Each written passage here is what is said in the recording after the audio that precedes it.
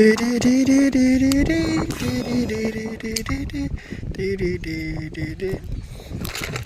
ียบร้อย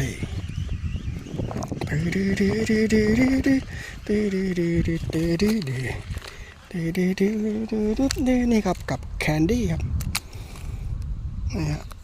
เรียบร้อยกับแคนดี้ดำเหลืองนะครับกับคันฮาซอนไฟเตอร์เวท87ครับขนาดที่6 ฟุต 6นะครับส่งเหยื่อได้5-17 กรัมกับลอก SLX ดีเลย